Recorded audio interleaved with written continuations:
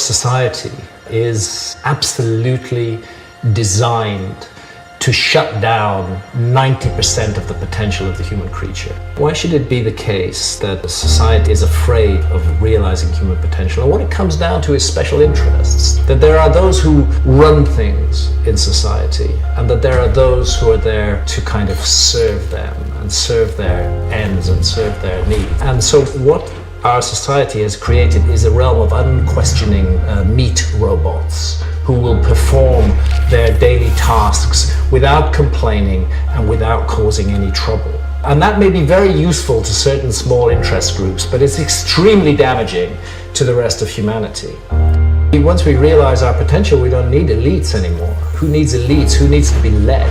This is another revelation that comes from working with psychedelics, is we do not need leaders. They are not over us, telling us what to do. They may imagine that that's what they're doing, but they have no right to do that. And the moment we begin to wake up and start asking really profound questions about the nature of reality and about the society we live in, their power is instantly diminished. And I think that's why we've seen such vigor and real nasty unpleasantness put into this horrible, wicked thing called the war on drugs, which has been used as an excuse to enter the inner sanctum of people's lives. See, if I'm not sovereign over my own consciousness, if I can't make free choices about my own consciousness, if I can't make those free choices while doing no harm to others, then I am not free in any useful or meaningful sense. And the moment that I free myself, then I become a danger to those who run things in the world. Anybody who has been led to question the nature of things profoundly as a result of psychedelics is a danger to the status quo.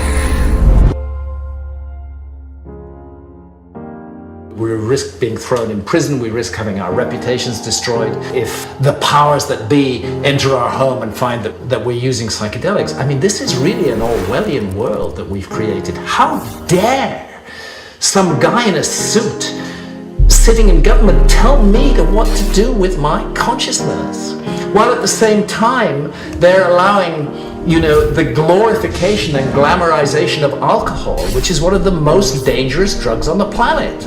I mean, alcohol is a seriously dangerous drug, whether you're talking about cirrhosis of the liver, or whether you're talking about traffic accidents, or whether you're talking about violence. Alcohol, there's no doubt about it. Nobody can dispute it. It's an extremely dangerous drug. So a society that says alcohol's okay, and you can even advertise it, but psilocybin or DMT are not okay, and if you use them, you'll be sent to prison. That society is just riddled through and through with unbelievable hypocrisy. And we have to bring that out. We have to show people this is the case, because what's going on here is a fundamental abuse of human rights. We must be free to make decisions over our own consciousness, always with the proviso that we do no harm to others. And any government, any state agency that attempts to limit our freedom over our own consciousness is itself an agency of darkness and control.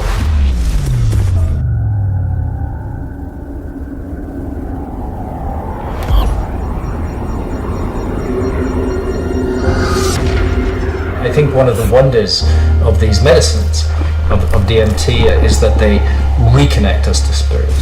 And if there is anything that is desperately needed in modern industrial technological society, it is a reconnection to spirit. That's what's missing. That absence of spirit is why there is so much pain in the world today, and why people are willing to inflict so much suffering on one another.